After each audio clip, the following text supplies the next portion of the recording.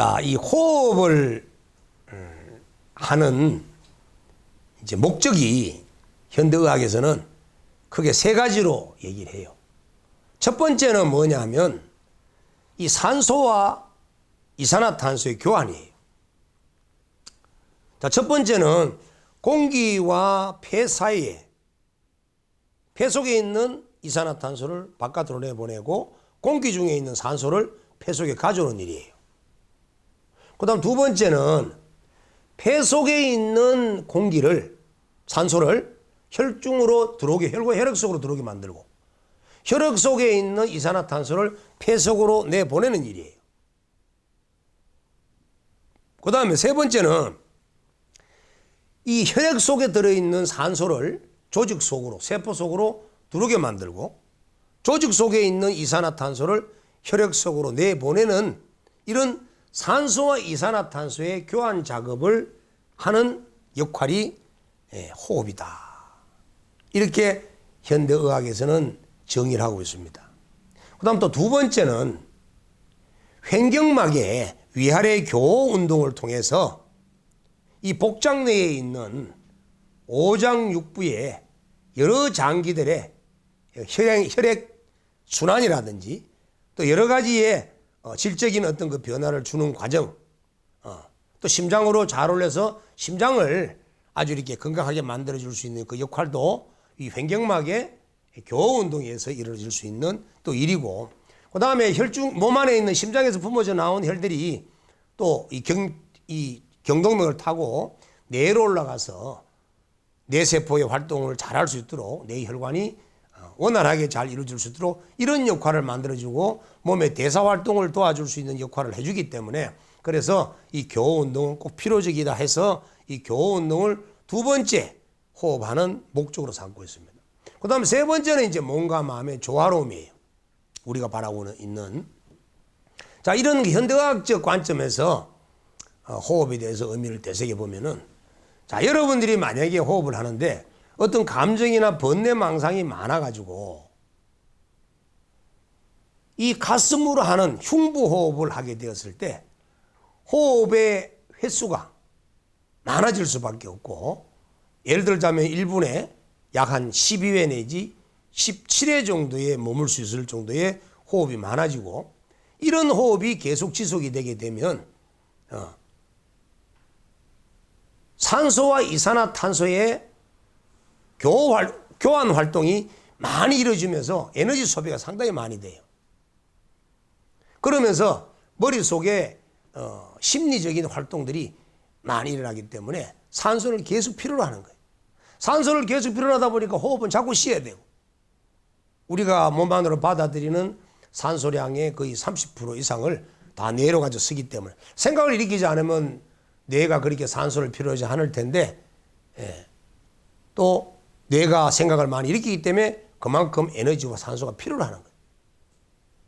그러다 보니까 내가 숨을 많이 쉬지만 들숨 날숨을 계속 반복해서 1분에 12회, 17회, 20회까지 많이 쉬지만 이 많이 쉬는 숨을 통해 가지고 들어온 산소들은 전부 다 생각하는 다 써버리고, 호흡하는데 호흡을 빨아들이고 내쉬는 또 이 횡격막의 교호작용 이런 것까지 하는 과정 속에서 에너지가 소비 안 될 수가 없잖아. 그러다 보니까 결과적으로 에너지를 다 쓰는 거야. 이러다 보니까 산화 스트레스가 많이 생기는 거예요. 왜냐하면 산소가 왜 필요하냐면 혈중 속으로 들어온 여러 가지의 그 어떤 당분이나 영양소들을 에너지화 시키려면 태워야 되거든. 태우다 보니까 그 태우는 스트레스들이 몸속에 생기고, 또 몸 안에는 그에 따르는 이산화탄소라는 여러 가지 독소들이 조직에도 있고 혈중에도 있고 폐에도 남게 되는 거예요. 이게 있으니까 우리 몸이 쾌활되지를 못한 거예요. 쾌청하지를 못한 거예요. 탁하다 이 말이에요.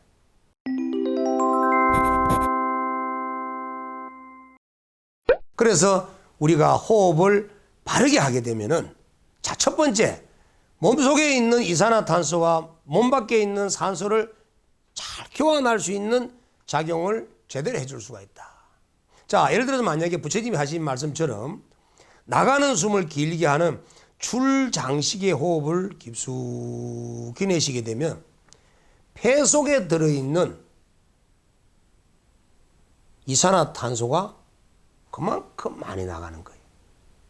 뭔가 이 복원력이 있는 고무 주머니를 꽉 짜서 꼭 쥐어가지고 입구만 남겨놓은 상태에서 물속에 딱 집어넣어버리면 물이 가득 차 들어가겠죠. 근데 그 고무 주머니를 조금만 짜고 집어넣으면 그만큼밖에 안 들어가겠죠. 물이. 그와 마찬가지로 우리 폐는 1엽, 2엽, 3엽 3개의 이제 이렇게 주머니 형태로 되어 있는데 이것이 완전히 압박을 통해 가지고 폐 속에 있는 이산화탄소 등의 탁한 독소들을 완전히 날숨을 통해서 날숨을 길게 하는 출장식을 통해서 빼냈을 때는 그만큼 산소가 많이 들어가겠죠. 산소가 많이 들어가게 되면 폐 속에 산소가 많아지면 자연적으로 폐 속에 있는 산소가 혈중 속으로 산소가 많이 들어갈 수밖에 없는 거예요. 그러면 혈중에 산소 분포도가 많아지고 혈중에 산소 분포도가 많아지면 결국 혈중에 있는 산소가 조직 내 세포 속으로 산소가 또 많이 들어가게 되는 거예요. 그렇게 되면은 조직 내 산소 분포도도 많아지는 거예요. 지금 우리가 사실 손가락에 뭐를 찝어가지고 우리 몸속에 있는 조직 내 산소 포화도나 혈중에 있는 산소 포화도 검사를 해보면 상당히 정상적인 호흡을 하는 것 같아도 상당히 부족해요. 그래서 현대에 질병들이 많이 그로 인한 질병들이 많이 생기다 보니까 요즘 고압산소 치료기가 나와가지고 뭐 입에 대고 말이지 코를 뭐 고압산소를 집어넣어가지고 치료하는 요법들이 이제 나오게 되는데 혈중에 쓸데없는 활성산소가 남아있는 것도 문제겠지만은 그러나 질 좋은 양질의 산소가 폐 속에 많이 들어오고 폐 속에 많이 들어온 것들이 혈중에 많이 들어가고 혈 속에 많이 들어간 것들이 조직 내에 많이 들어갔다는 얘기는 그만큼 조직 내 세포가 에너지로 그만큼 무장이 되어 있다는 거야. 자, 이렇게 하기 위해서는 어떻게 해야 되느냐. 산소와 결국은 이산화탄소의 교환 작용을 잘했다는 거예요. 그것이 어떤 호흡이냐 보니까 들어오는 숨을 갖다가 길게 내쉬면서 10번, 15번, 20번 숨을 참아가면서 억지로 빨아들이면서 나가는 숨을 제대로 하지도 못하고 기침이나 콜록콜록 하는 이런 호흡을 하게 됐을 때는 그게 조금 전에 얘기했던 이산화탄소와 산소가 교환 작업에서 산소가 많이 들어오는 그런 작업이 안 생긴다는 거예요. 그럼 대기의 압력과 대기의 분압 법칙의 이치를 모르다 보니까 그런 억지로 호흡의 근육을 가지고 그냥 호흡을 때리게 이으려고 했던 거야, 산소를. 그건 무리한 거지. 그런데 자연스럽게 나가는 숨을 길게 하는 출장시 호흡을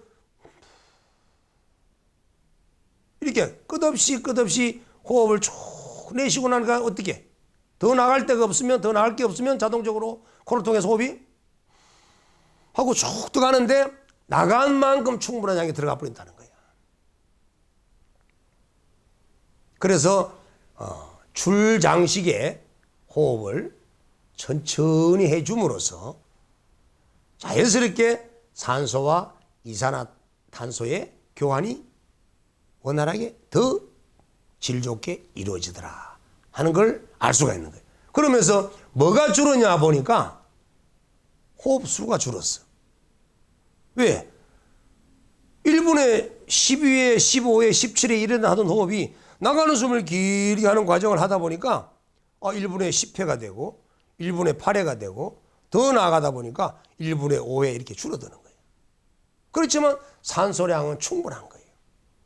그런데 우리 몸의 습관이 체질이 이미 호흡하는 패턴이 급하게 흉부호흡하던 그런 습관을 가지고 있다 보니까 처음에 길게 하는 호흡이 힘들어 보이지만 그렇지만 차츰차츰 길게 출장식 하는 호흡을 어느 정도껏 습관화들이고 나면 이제는 무의식 속에서 이 자율신경계에서 저절로 이 호흡의 패턴을 지켜나가 줄 거기 때문에 이제 올바른 호흡이 이루어지는 거예요.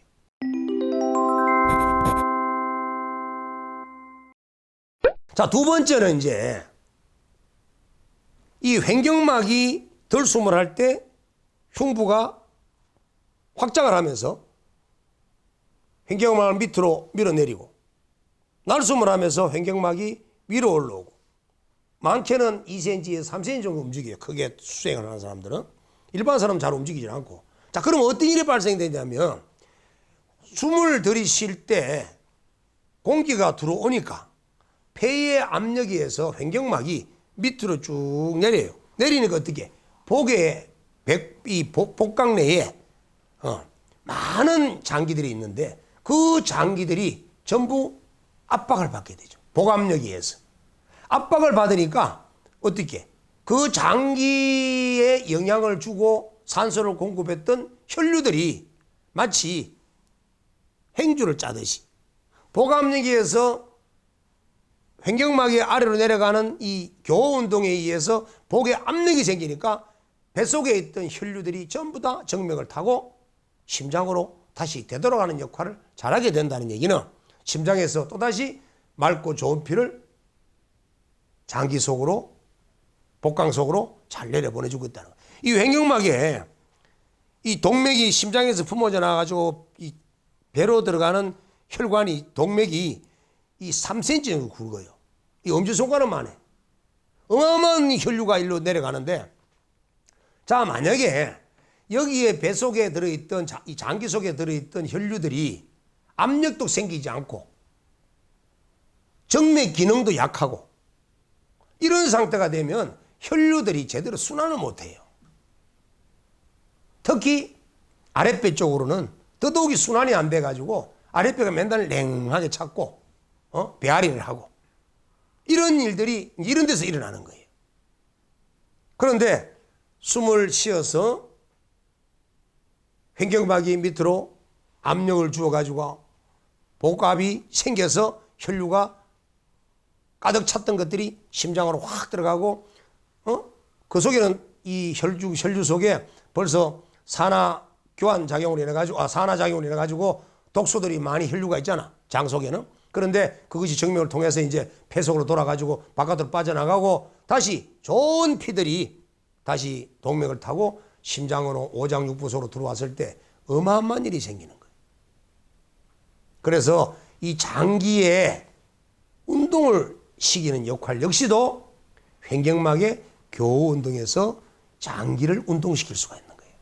장기의 운동뿐만 아니라 혈류와 이런 그 신진대사 활동을 아주 원활하게 해줄 수 있는 것들이 바로 이런 교호 운동이에요. 교호 운동. 그래서 이렇게 흉부로만 하는 가슴으로 하는 호흡만 할딱할딱 거려갖고는 결과적으로 우리 건강한 몸을 이룰 수 없지만 그래 이처럼 산소와 이산화탄소의 교환작용과 이 횡격막의 위아래 교호 운동을 잘 해줌으로 인해서 이런 호흡을 정상적으로 하게 되면 자, 당장에 심혈관계와 근육계가 전부 다 활발한 기능을 할 수밖에 없는 거예요. 기능 양성이 될 수밖에 없어. 또 그리고 뇌혈관계도 기능이 향상이 되어 가지고 항상 새로운 피가 올라가서 회전이 잘 되기 때문에 머리가 항상 맑고 깨운한 상태가 되고 항상 청명한 상태가 되는 거예요. 그런데 머리에 올라간 혈류가 잘 통하지 않고 정체가 되면 두통이 생기고 또 머릿속에 있는 혈류 속에 피들이 탁하고 독소가 많으면 머리가 띵해서 지혜로움이 날 수가 없지. 세포가 제 기능을 못하니까.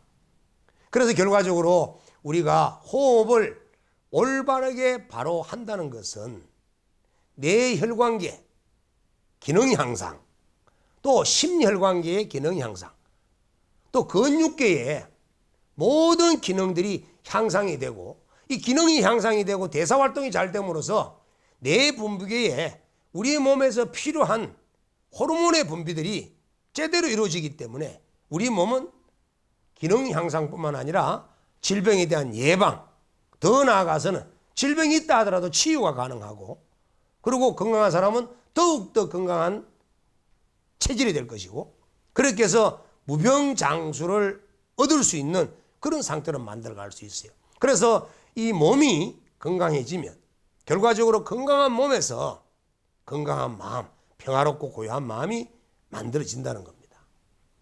그래서 우리는 이 호흡을 제대로 알지 못하고 들숨을 길게 했다가 짧게 했다가 뭐 날숨을 길게 했다가 짧게 했다가 어떻게는 호흡의 길이를 들숨과 날숨을 같이 했다가 여러 가지 방식으로 호흡의 변화가 많으면 많을수록 우리 신경의 변화뿐만 아니라 우리 몸에 있는 세포들과 우리 몸에 있는 신체는 계속 스트레스 속에 노출이 돼서 긴장과 경직이 연속된다는 거예요. 그런 상태는 절대 선정이 될 수가 없다는 겁니다.